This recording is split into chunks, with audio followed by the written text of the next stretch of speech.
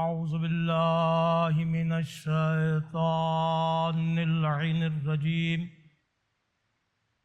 بسم اللہ الرحمن الرحیم الحمد للہ خالق العباد وساطہ المہاد ومسل البہاد هو الأول لم يزل والآخرة بلا أجل خرت له الجباه والصلاة والسلام على سيدنا الممجد بشيرنا المسدد نذيرنا المؤيد المصطفى الأمجد المحمود الأحمد ابی القاسم محمد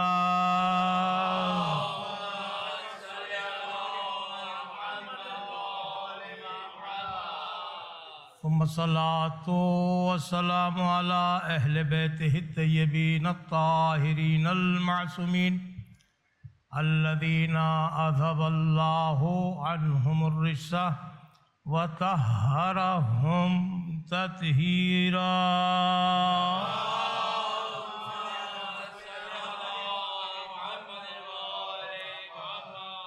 واللعنۃ الدائمۃ علی اعدائہم اجمعین من الآن إلى يوم الدین اما بعد فقد قال سبحانہ وتعالی فی القرآن الحکیم بسم اللہ الرحمن الرحیم یا ایہا الذین آمنوا اطیعوا اللہ واطیعوا الرسول واولی الامر منکم صلوات برحمت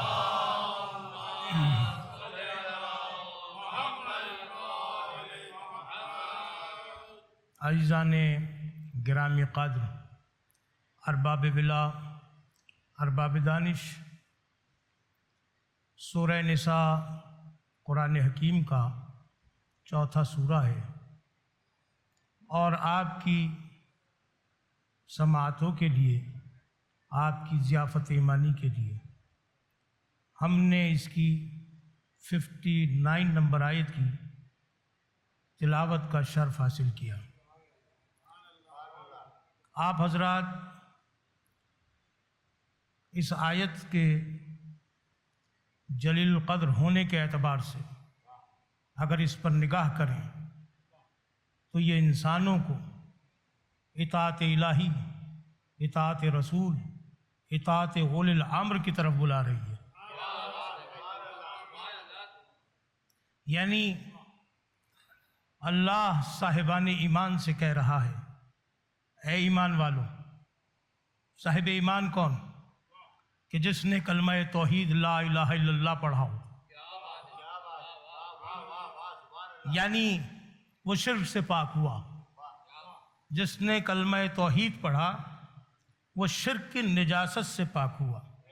لا الہ الا اللہ انسان کو شرک کی نجاست سے پاک کرتی ہے۔ اور کیا کہنا اس انسان کا کہ جسے دنیا میں آنے کے بعد لا الہ الا اللہ پڑھنے کی ضرورت ہی نہ رہی۔ اس لیے صاحب فخر ہے وہ انسان جو مسلمان گھرانے میں پیدا ہو رہا ہے، باپ بھی مسلم، ماں بھی مسلم، گھرانہ بھی مسلم، فطرت پہ پیدا ہو رہا ہے، دین فطرت کے ساتھ آ رہا ہے، حیات فطرت لے کے آ رہا ہے، دین فطرت لے کے آ رہا ہے، خدا جوئی کا پیغام اپنے اندر سموئے ہوئے آ رہا ہے۔ توجہ فرمائیے آپ، یہ انسان آ رہا ہے، اس کے لیے ایک فخر ہے کہ اسلام والے گھر میں پیدا ہو رہا ہے، کہ اسے کلمہ پڑھنے کی ضرورت نہیں۔ جو مسلمان پیدا ہوتا ہے اور مسلمان گھر میں پیدا ہوتا ہے، اس سے کب کہا جاتا ہے کہ تم کلمہ سناؤ؟ بڑی توجہ رکھیے گا۔ دیکھیے، میں آپ کے اذہان کو کہیں پرواز کر کے لے جانا چاہ رہا ہوں کہ جو شخص پیدا ہی مسلمان گھرانے میں ہو، کبھی اس سے کہا کسی عقل مند انسان نے کہ میاں کلمہ پڑھ کر مسلمان ہو جاؤ، تم کلمہ توحید پڑھو تاکہ شرک سے پاک ہو جاؤ؟ شرک سے پاک تو اسے ہونا پڑے گا جو پہلے مشرک رہا ہو، لیکن جو پہلے سے صاحب ایمان ہو، बड़ी तवज्जो रखिएगा, तमाम हजरात यहाँ तशरीफ फरमा है, साहिबान फहम है, साहिबान अक्ल है। अल्लाह ने अक्ल की अजीम नेमत से नवाजा है। आप हजरात देखिए इस सवाल को कि किसी साहिब इस्लाम से कहा जाए कि तुम कलमा पढ़ो, ये ऐब की बात है। क्यों ऐब की बात है? क्योंकि वो पैदा ही मुसलमान घराने में हुआ है, उसे इस्लाम घर से मिला है। तवज्जो फरमाइए आपने। जैसे अल्लाह कह रहा है या अय्युहल्लज़ीना आमनू, जिसे मुखातिब हो रहा है वो साहिब ईमान है, साहिब कलमा है, उससे कह रहा है कि मेरी इताअत करो, मेरे रसूल की इताअत करो, और तुम में से जो उलिल अम्र हो, उलिल अम्र बाहर से नहीं आएगा, जो तुम में से होगा, लेकिन तुम्हारा इंतखाब नहीं होगा, वो हमारा इंतखाब होगा। बड़ी तवज्जो रखिए, वो उलिल अम्र हमारा इंतखाब होगा, इसलिए उसकी इताअत ऐसे ही है जैसे रसूल की इताअत, और जिसने रसूल की इताअत की उसने ऐसे ही है गोया अल्लाह की इताअत की हो।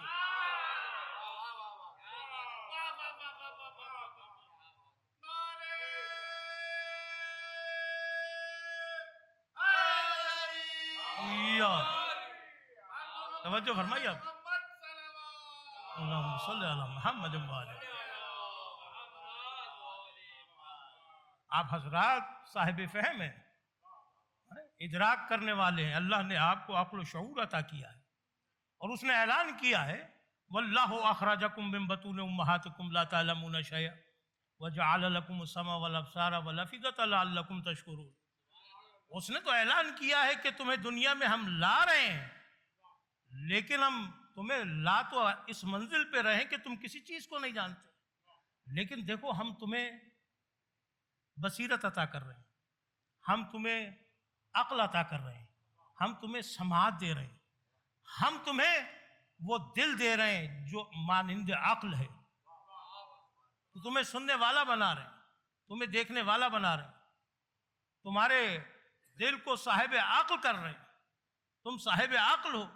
इसलिए कि अब जब तुम ला तालमून शैअ की मंजिल पे आए हो तो तुम्हें सारी जिंदगी जाहिल नहीं रहना, हम तुम्हें ऐसे आज़ा अता कर रहे हैं जिनके जरिए से तुम अपनी शख्सियत में कमाल पैदा करोगे।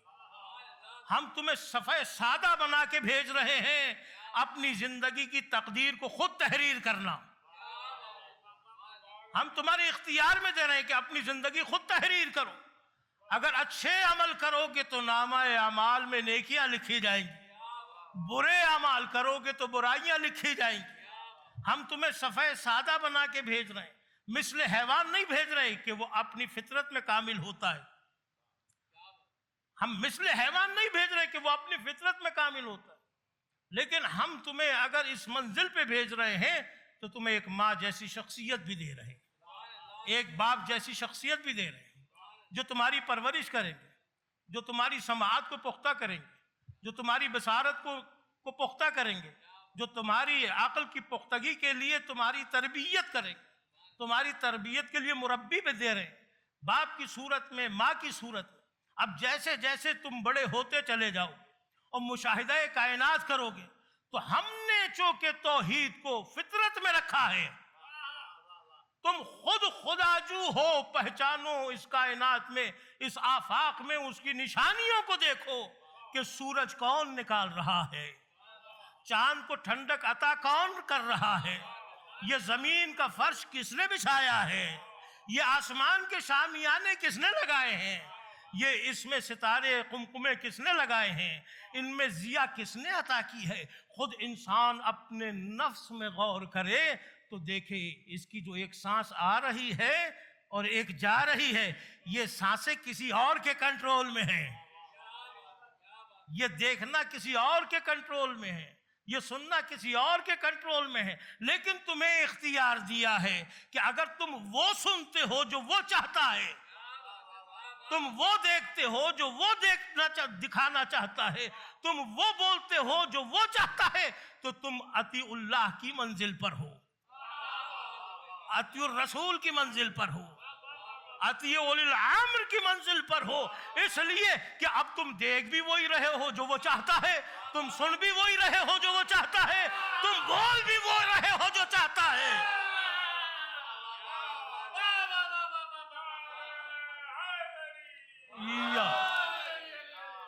आप साहिबान मारिफत यहाँ तशरीफ फरमा है, आप साहिबान इल्म यहाँ तशरीफ फरमा है, आप साहिबान मारिफत के सामने गुफ्तगू हो रही है, किसी आम इंसान के सामने गुफ्तगू नहीं हो रही है। ये उन लोगों के सामने गुफ्तगू हो रही है जो दरे बाबुल इल्म के फकीर हैं, जो इल्म के दरवाजे पर रहते हैं। अना मदीनतुल इल्म अलीयुन बाबुहा, रसूल हमें बता के गए मैं इल्म का शहर हूँ, अली उसका दरवाजा है। अब जब अली उसका दरवाजा है तो अली के दरवाजे के छोड़कर कभी कोई इल्म हासिल नहीं कर सकता, क्योंकि रसूल ने कह दिया मैं शहर इल्म हूँ, अली उसका दरवाजा है। अब कोई इंसान किसी गैर के दरवाजे पर जाकर इल्म रसूल हासिल नहीं कर सकता। इल्म रसूल उसी को मिलेगा जो अबू तालिब के लाल के दरवाजे पर आएगा, जो अली इब्न अबी तालिब के दरवाजे पे आएगा। इसलिए कि पैगंबर मुशख्खस करके जा रहे हैं कि मैं इल्म का शहर हूं और अली उसका दरवाजा है। बड़ी तवज्जो रखिएगा। तो मैंने तकरीर की इब्तिदा में एक जुमला कहा, बड़ी तवज्जो रखिएगा, एक जुमला कहा कि इंसान को शिर्क से पाक होने के लिए क्या कलमा पढ़ना पड़ता है? ला इलाहा इल्लल्लाह। अगर वो मुशरिक है, अगर तो वो मुशरिक है तो उसे ये कलमा पढ़ना पड़ेगा। और अगर काफिर है और तौहीद को मानता है और काफिर है तो अभी भी इसका इस्लाम मुकम्मल नहीं है, अभी भी इसका दीन मुकम्मल नहीं है। क्यों मुकम्मल नहीं है? इसलिए कि ये अभी तक सिर्फ ला इलाहा इल्लल्लाह पे रुका हुआ है, अभी ये शिर्क से पाक हुआ है, कुफ्र से पाक नहीं हुआ है। उसके लिए इसे मोहम्मदुर रसूलुल्लाह पढ़ना पड़ेगा। जब तक मोहम्मदुर रसूलुल्लाह नहीं पढ़ता ये काफिर रहेगा। और जैसे ही इसने कहा मोहम्मदुर रसूलुल्लाह, अब ये कुफ्र से निकलकर इस्लाम में आ गया, अब ये साहिबे ईमान हो गया, अब ये मुसलमान हो गया, क्योंकि शिर्क से भी पाक हो गया, अब ये निफाक से भी, अब ये कुफ्र से भी पाक हो गया। लेकिन एक मसला फिर रहा, शिर्क से पाक हो गया, कुफ्र से पाक हो गया, लेकिन निफाक जैसी बीमारी अगर हो तो क्या किया जाए? इसलिए कि अब सबसे खतरनाक मरहला है। अगर ये बीमारी रहती है तो आपस में लोग लड़ लड़ के मर जाएंगे, क्योंकि मुनाफिक का काम ये होता है, कहता कुछ है करता कुछ है। आप साहिबान तवज्जो कर रहे हैं ना? कहता कुछ है और करता कुछ है, यही तो मुनाफिक की निशानी है, यही मुनाफिक की निशानी है कि कहता कुछ है करता कुछ है, दो ज़बानें रखता है। इसकी इस जबान को काटने के लिए कौन सा कलमा होगा? आप साहिबान यहां तशरीफ फरमा है, बताइए ना कि इसकी इस दो रुखी जबान को काटने के लिए कौन सा कलमा पढ़ना पड़ेगा? इसलिए कि शिर्क से पाक हो गया, कुफ्र से पाक हो गया, लेकिन अब ये मुनाफिक है, इसकी मुनाफिकत कैसे खत्म होगी? तो परवरदिगार ने कहा घबराओ नहीं, हम दीन की तकमील उस वक्त तक नहीं करेंगे जब तक इनसे वो न पढ़वा दे कि जिसकी वजह से तौहीद भी कबूल हो जाए और रिसालत भी कबूल हो जाए।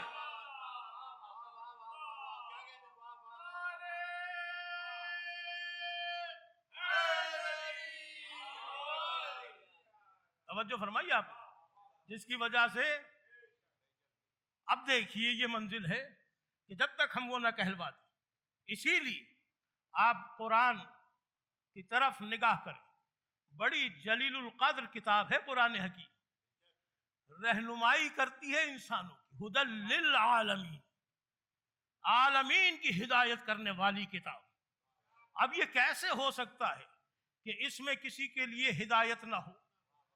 हाँ, अगर कोई कुरान ना पढ़े, हाँ अगर कोई कुरान ना समझे, हाँ कोई अगर तफसीर कुरान पे ना निगाह करे, हाँ कुरान की तिलावत करता हो लेकिन तफसीर कुरान ना जानता हो, तो उसके लिए मुश्किल। हिफ्ज कुरान करता हो, माने कुरान से बेबहरा हो, तो उसे क्या पता कि उलिल अम्र किसे कहते हैं, उसे क्या पता कि वली किसे कहते हैं, उसे क्या पता कि इन्नमा युरिदुल्लाहु लियुज़हिबानकुम अर्रिज्सा अहलल बैति व युत्ताहिरकुम तत्हीरा किसे कहते हैं।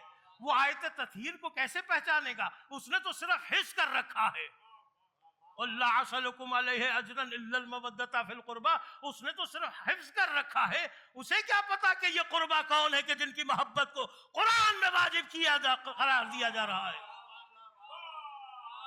بتائیے اسے کیسے پتا چلے گا کہ قرآن میں جن کی محبت کو واجب قرار دیا جا رہا ہے وہ قربا کون ہے؟ جب تک وہ رسول کے پاس نہیں آئے گا، کیونکہ رسول ہے شہر علم، اور شہر علم قرآن کے ذریعے سے ملتا ہے۔ شہر علم علم قرآن ہے، اور اس کے لیے رسول نے پابندی لگا دی ہے کہ اس شہر علم کا دروازہ علی ہے۔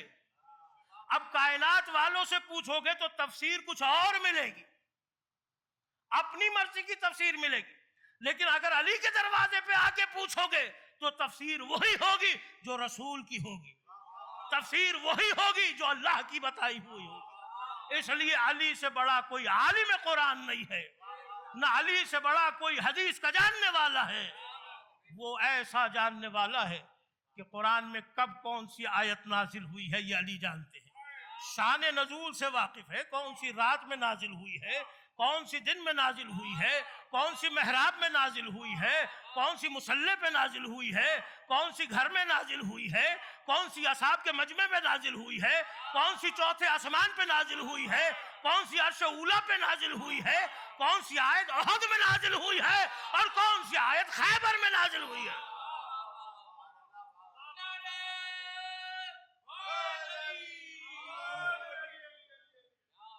یہ رسول بتائیں گے، یہ علی بتائیں گے، بڑی توجہ رکھیے گا۔ تو اب کلمہ پڑھنا ہے، شرک سے تو پاک ہو گیا انسان، اس نے پڑھا لا الہ الا اللہ، پاک ہو گیا۔ محمد الرسول اللہ پڑھا، کفر سے پاک ہو گیا۔ لیکن اب رہتی ہے نفاق کی بیماری، نفاق کرتا ہے شر۔ توجہ رکھیے گا صاحبان، جتنے افراد یہاں بیٹھے ہوئے ہیں صاحبان فہم ہیں، بڑی توجہ رکھیے گا اس جملے پر۔ نفاق کرتا ہے شر، شر سے ہوتا ہے جھگڑا، فساد۔ اسی لیے پروردگار عالم جب وہ کلمہ پڑھوانا چاہتا تھا کہ جس سے نفاق ختم ہوتا ہو، اس کے لیے اہتمام کروا رہا ہے کہ اے رسول اب ہم تمہیں بلا رہے ہیں، اب تم ہماری بارگاہ میں واپس آنے والے ہو، لہذا اب وہ آخری کام ضرور کر کے آنا جو ہم تمہیں پہلے ہی بتا چکے ہیں۔ نہیں سمجھے آپ؟ بڑی توجہ رکھیے گا، اس کام کو کر کے آئیے گا جو ہم پہلے ہی آپ کو بتا چکے ہیں۔ یا ایھا الرسول بلغ ما انزل الیک من ربک وان لم تفعل فما بلغت رسالتہ واللہ یعصمک من الناس ان اللہ لا یہدی القوم الکافرین۔ سورہ مائدہ کی آیت ہے، جا کر دیکھ لیجئے، 67 نمبر آیت ہے، جا کر دیکھ لیجئے گا، جس کے اندر رسول اللہ کو حکم دیا جا رہا ہے، اے رسول یہ پیغام پہنچا دو، اگر یہ نہ پہنچایا تو آپ نے کار رسالت کا کوئی کام انجام نہیں دیا۔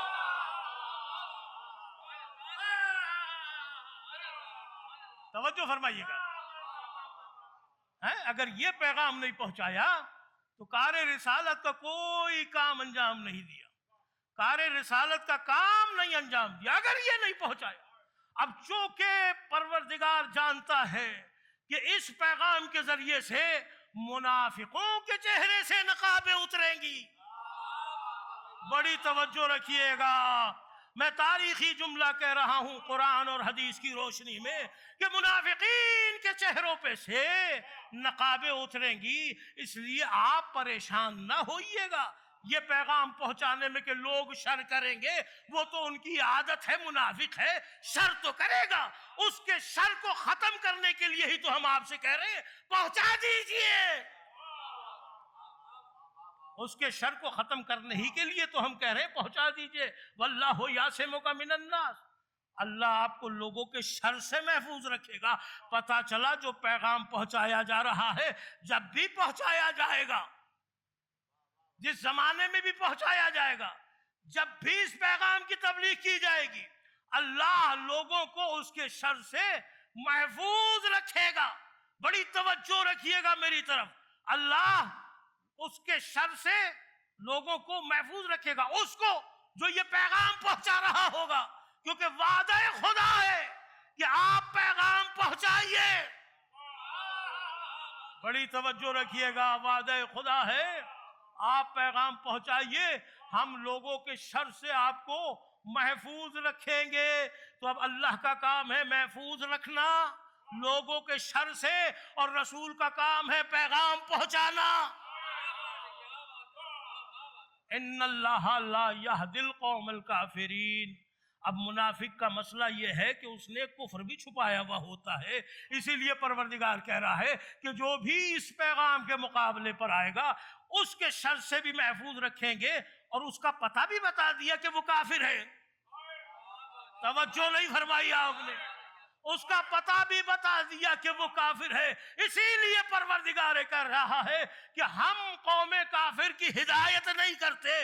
اگر کوئی اپنے کفر پر مصر ہے تو اللہ اس کی ہدایت نہیں کرتا، ہدایت اسی کی ہوگی جو کفر کو چھوڑ دے گا، جو شرک کو چھوڑ دے گا، جو نفاق کو چھوڑ دے گا۔ اسی لیے سرکار رسالت مآب نے خم غدیر کے میدان میں حجت الوداع کے بعد وہ عظیم خطبہ پائلانوں کے منبر پر ارشاد فرمایا کہ میں نے تم تک کیا دین نہیں پہنچایا؟ سب نے کہا کہ ہم تک دین پہنچایا ہے، نماز بھی پہنچا دی، روزہ بھی پہنچا دیا، زکوٰۃ بھی پہنچا دی، خمس بھی پہنچا دیا، ہر عبادت تو آپ نے پہنچا دی ہے۔ تو کہا کہ میں تمہارے نفسوں پہ تم سے زیادہ صاحب اختیار نہیں ہوں۔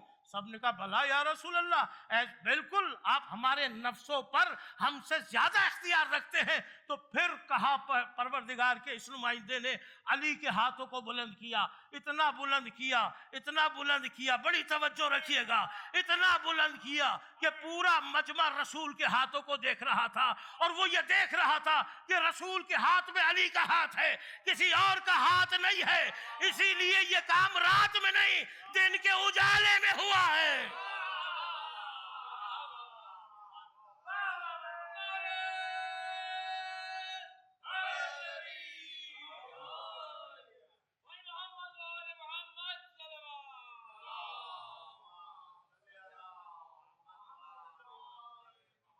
توجہ فرمائیے آپ نے؟ اسی لیے یہ کام دن کے اجالے میں ہو رہا ہے، دن کی روشنی میں ہو رہا ہے، تاکہ لوگ دیکھ لیں، لوگ پہچان لیں یہ رسالت کا ہاتھ ہے، اور رسالت کے ہاتھ میں علی کا ہاتھ ہے۔ اب منظر یہ ہے، آپ دیکھیے قیامت ہے، دن کی روشنی ہے، سورج اپنی پوری آب و تاب کے ساتھ چمک رہا ہے، صحابیات کا مجمع بھی ہے، اصحاب کا مجمع بھی ہے، پالانوں کا منبر ہے، اہتمام ذاکر رسول خدا ہے، ذکر علی کا ہے، حکم خدا کا ہے۔ توجہ نہیں فرمائی آپ نے؟ حکم خدا کا، ذاکر رسول ہے، ذکر علی کا ہے۔ ایسا مجمع کسے نصیب ہوگا کہ مجمع اصحاب اور صحابیات کا ہو؟ اب جو اصحاب کی نہ مانے وہ رسول کی نہیں مانے گا، اور جو رسول کی نہیں مانتا وہ اللہ کی نہیں مانے گا۔ بھئی اس سے پاکیزہ مجمع تو نہیں ہو سکتا۔ حاجی بھی ہیں، صحابی بھی ہیں، صحابیات بھی ہیں، پالانوں کا منبر بھی ہے، حکم خدا کا ہے، ذاکر رسول ہے، ذکر علی کا ہے۔ اب علی کے ذکر کے اوپر قدغن لگانے والے سوچیں کہ جو ذکر خدا کے حکم سے قائم ہو اسے دنیا کا کوئی شخص ختم نہیں کر سکتا، اس ذکر کو کوئی ختم نہیں کر سکتا۔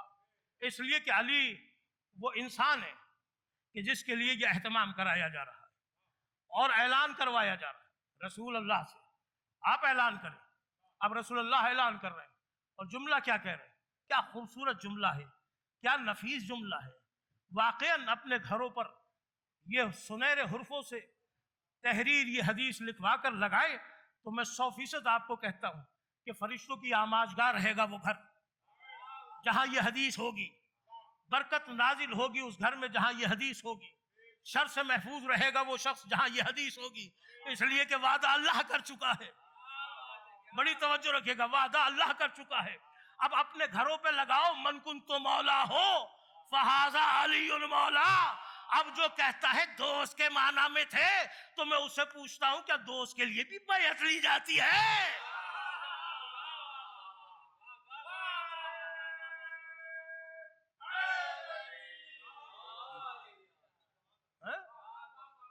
کیا دوست کے لیے بھی بیعت لی جاتی ہے؟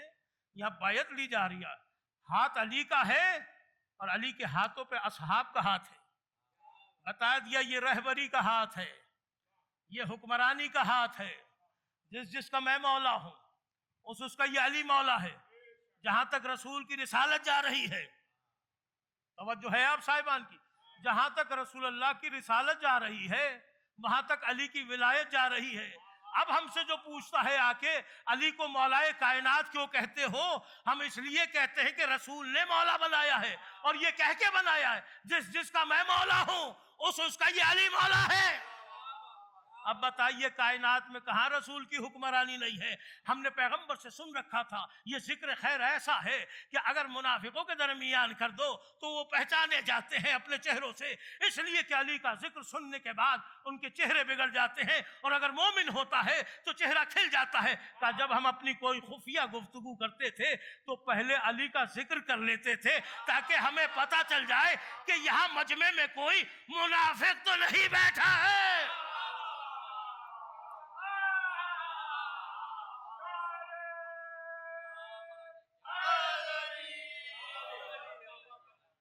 توجہ فرمائی، یہاں کوئی منافق تو نہیں بیٹھا ہوا ہے۔ پھر آپ دیکھیے کہ کس شان سے اطاعت کروا رہا ہے پروردگار۔ اب اولی الامر ہے علی، اب جو علی کی اطاعت نہ کرے اس نے گویا رسول کی اطاعت نہیں کی، اور جس نے رسول کی اطاعت نہیں کی، رکھیے، پوچھئے، تحقیق کریے، اتریے معنی میں، دیکھیے آیات کی تفسیر، اس کا سیاق و سباق دیکھیے، اس کے معنی دیکھیے، پوچھئے، علماء مفسرین کے لکھے ہوئے تفسیروں کے سمندر میں اتر جائیے۔ جب اتریں گے اور تحقیق کے گوہر لے کر آئیں گے تو آپ کو نظر آئے گا کہ اولی الامر کون ہے۔ اولی الامر اس حاکم کو کہا جاتا ہے کہ جو اللہ کی طرف سے مقرر ہو، بندوں کا مقرر کیا ہوا نہ ہو، اس لیے کہ جو اللہ کا مقرر کیا ہوا ہوگا اس میں نقص نہیں ہوگا، کمال ہوگا، کیونکہ نقائص کا مجموعہ نقائص ہوتا ہے۔ اگر آپ نے کسی ایسے کی اطاعت کی کہ جو خود ہدایت کے قابل ہو، اور اس وقت جب وہ آپ کی ہدایت کر رہا ہو گمراہ ہو، تو آپ کی ہدایت کیسے کرے گا؟ خود بھی گمراہ ہے، آپ کو بھی گمراہ کر دے گا۔ اسی لیے پیغمبر نے کہا کہ میں علی کو چھوڑے جا رہا ہوں، اس کے پیچھے چلنا، اس لیے نہ یہ خود گمراہ ہے نہ تمہیں گمراہ ہونے دے گا۔ توجہ فرمائی، نہ یہ خود گمراہ ہے نہ تمہیں گمراہ ہونے دے گا۔ اور جب علی پہ ایمان لاؤ گے تو دین کامل ہے، اور دین کامل کے ساتھ اس کی بارگاہ میں جاؤ گے تو وہ تمہارے روزے بھی قبول کرے گا، وہ تمہاری نمازیں بھی قبول کرے گا، وہ تمہارا قرآن پڑھنا بھی قبول کرے گا، وہ تمہارا روزہ رکھنا بھی قبول کرے گا، وہ تم سے رسالت بھی قبول کرے گا، وہ تم سے توحید بھی قبول کرے گا۔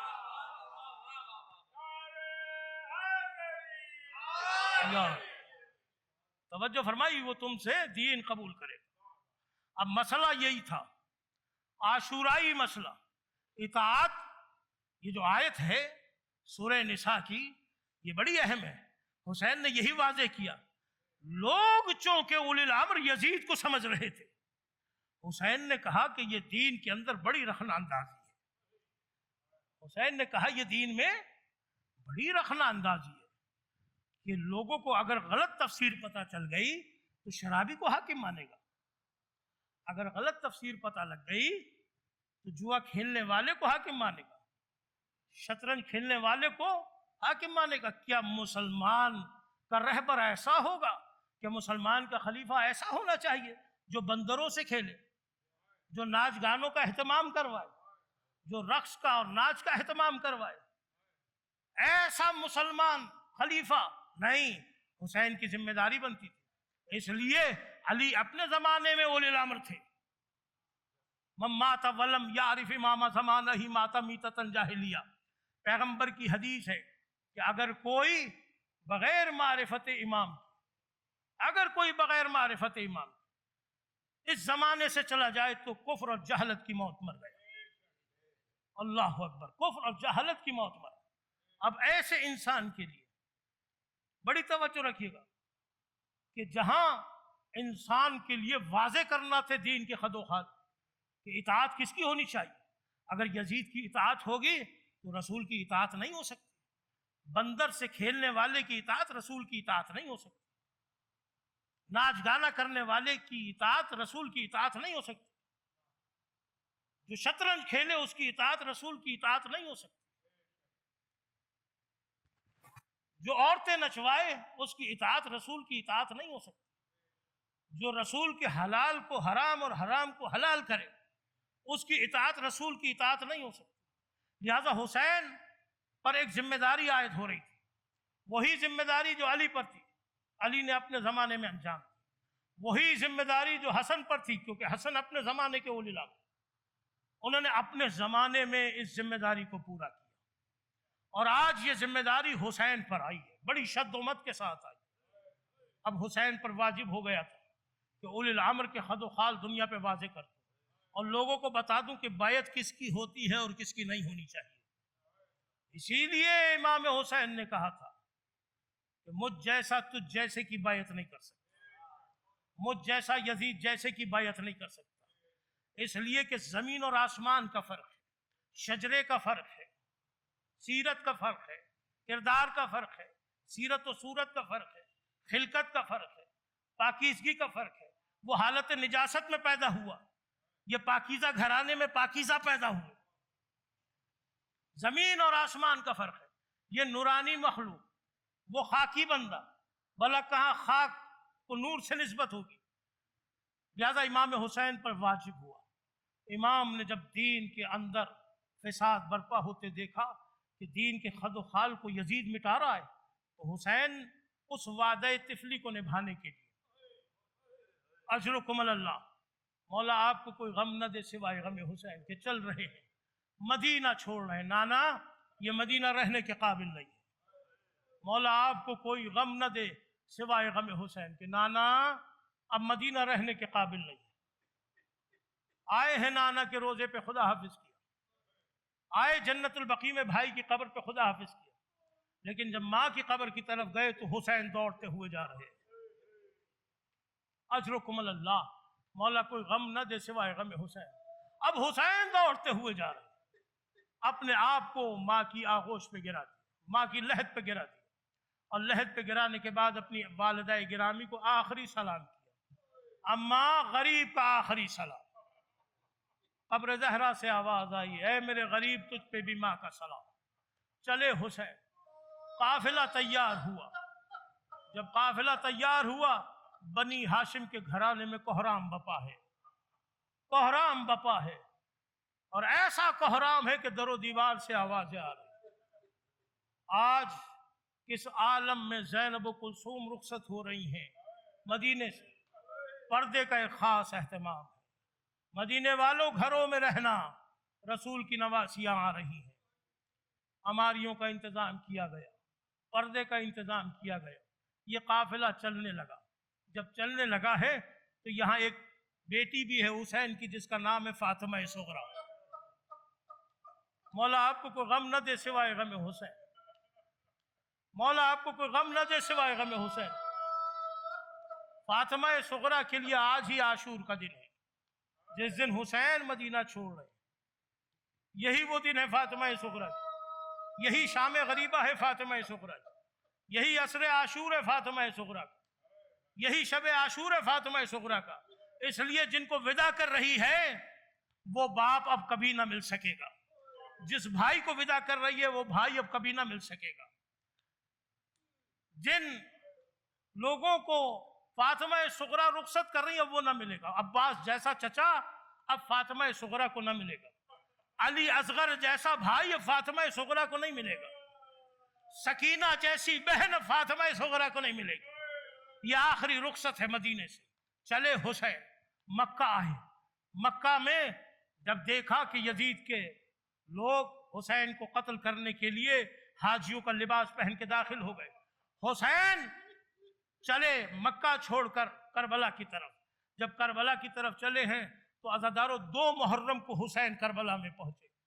जब 2 मुहर्रम को करबला में पहुंचे हैं तो वो बच्चा जिसका नाम अली असगर है, जब वो मदीने से चला था उस वक्त उस बच्चे की उम्र 13 दिन की थी या 10 दिन की थी। आज वो अली असगर 6 माह के अंदर جا رہا ہے، 6 ماہ کا ہونے جا رہا ہے۔ وہ علی اصغر بھی ساتھ میں ہے۔ 2 محرم سے لے کر 7 محرم تک کھانا بھی تھا، پینا بھی تھا، لیکن 7 محرم سے عزادارو پانی بند ہو گیا۔ جب پانی بند ہوا تو نہ خیموں میں کھانا ہے، نہ خیموں میں پانی ہے۔ حسین کے بچے روز بروز العطش کی آوازیں بلند کر رہے ہیں، بچے بھی پیاسے ہیں، بڑے بھی پیاسے ہیں، اور ایک قیامت کی رات وہ آ رہی ہے، ایک قیامت کی رات وہ آ رہی ہے جو کربلا میں اولاد فاطمہ کے لیے آخری رات ہوگی۔ اجرکم اللہ، آخری رات ہوگی۔ اور اس قیامت کا نقشہ یہ ہے کہ نائب علی عباس ہیں کربلا، عالم جلال میں عباس پہرا دے رہے ہیں، عالم جلال میں ہے عباس پہرا دے رہے ہیں، خیموں کی حفاظت پہ لگے ہوئے ہیں، عزادارو خیموں کی حفاظت میں ہے۔ ایسے میں علی کا لال ایک خیمے کے قریب گیا، جا کے دیکھا اور سنا کہ ایک بی بی گریہ کر رہی ہے۔ سنو گے عزادارو، ایک بی بی گریہ کر رہی ہے، اور گریہ کر رہی ہے۔ ایسے میں اس خیمے میں عباس داخل ہوئے، دیکھا علی کی چھوٹی بیٹی گریہ کر رہی ہے، جناب ام کلثوم گریہ کر رہی ہے۔ حضرت عباس نے سوال کیا آپ کے گریے کی کیا وجہ ہے؟ کہا عباس میرے گریے کی وجہ یہ ہے، تم دیکھ رہے ہو ہر خیمے میں وارث موجود ہے، ہر بی بی کل میرے بھائی پہ قربان کرنے کے لیے وارث رکھتی ہے، ہر بی بی اپنے وارث کو تیار کر رہی ہے کہ کل حسین پر قربان ہونے میں دریغ نہ کرنا، پیچھے نہ ہٹنا، فاطمہ زہرا کے سامنے ہمیں سرخرو کر دینا۔ بس جناب ام کلثوم جب یہ کہتی ہے تو علی کا لال کہتا ہے آپ گھبرائے نہ، کل میں آپ کی جانب سے اپنے آقا و مولا پہ قربان ہو جاؤں۔ یہ وہ رات ہے کہ جس رات یہ سب کچھ ہو رہا ہے۔ اصحاب حسین خیموں کے باہر میٹنگ کر رہے ہیں کہ فرزند رسول پریشان نہ ہونے پائے۔ ہر بی بی اپنے خیموں میں سب کو تیار کر رہی ہے، حتیٰ کہ مقاتل میں ملتا ہے جناب رباب بھی اپنے علی اصغر سے باتیں کر رہی تھی۔ علی اصغر تو جوان ہوتا تو میں بھی تجھے میدان جنگ میں بھیج دیتا۔ اس مرحلے پہ حسین نے آگے بڑھ کے سہارا دیا، اے رباب گھبراؤ نہیں، کل تمہارا لال وہ جنگ کرے گا، وہ جنگ کرے گا کہ زمانہ دیکھے گا۔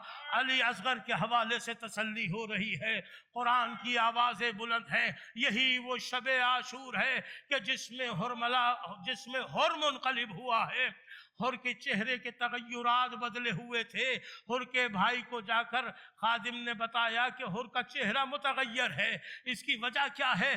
جب بھائی نے آ کے پوچھا نا اپنے بھائی سے کہ تیرے چہرے کے تغیرات ایسے کیوں ہیں، اس نے ہاتھ پکڑا، پشت خیمہ پہ لایا، دیکھا کہ حسین کے چھوٹے چھوٹے بچے، خانوادہ رسول کے چھوٹے چھوٹے بچوں کی آوازیں آ رہی تھی، العطش العطش العطش، ہائے پیاس ہائے پیاس ہائے پیاس۔ کہا پھر کیا ارادہ ہے؟ کہا بس کیا ارادہ ہے، اپنے مولا و آقا سے معافی مانگنا چاہتا ہوں۔ حر بھی آ گیا اس لشکر میں، حر بھی آ گیا اس لشکر میں۔ یہ وہ قیامت کی رات ہے کہ جب حسین اصحاب سے کہہ رہے ہیں یہ میرے خون کے پیاسے ہیں، میں رسول اللہ سے کہہ دوں گا کہ میں نے کہا تھا چلے جاؤ، میں تمہاری جنت کی ضمانت لے رہا ہوں، لیکن اصحاب حسین عشق حسین سے سرشار تھے، اپنے مولا کی اطاعت میں لگے ہوئے تھے، اولی الامر کی اطاعت میں لگے ہوئے تھے۔ مولا ایسی زندگی کا کیا فائدہ، ایسی زندگی کا کیا فائدہ جو آپ پہ قربان نہ ہو سکے، ہم نہیں جائیں گے۔ یہی وجہ ہے آخری امتحان لیا شب عاشور میں حسین نے، بس عزیزو آخری کلمات ہیں، آخری جملے ہیں۔ حسین نے چراغ کو بجھا دیا اور کہا کہ جاؤ چلے جاؤ۔ اب جو حسین نے چراغ روشن کیا کوئی اپنی جگہ سے نہ ہلا، پھر حسین نے محضر نامہ پڑھنا شروع کیا۔ ایسے میں دیکھا کہ ایک 13 سال کا بچہ ہے جو اپنے پنجوں کے بل پہ کھڑا ہو کر اپنے چچا سے سوال کر رہا ہے، چچا کیا محضر نامے میں میرا نام نہیں ہے؟ کیا شہیدوں میں میرا نام نہیں ہے؟ بس آخری جملے سماعت فرمائیے، کیا محضر نامے میں میرا نام نہیں ہے؟ مولا حسین کہتے ہیں قاسم قاسم تو اپنی بات کرتا ہے، تیرے بھائی علی اصغر کا نام بھی ہے۔ عزادارو قاسم کا جملہ سنو گے، کہا چچا کیا فوج اشقیا خیموں میں آ جائے گی؟ کہا بیٹا میں اصغر کو خود لے کے جاؤں۔ الا لعنت اللہ علی القوم الظالمین۔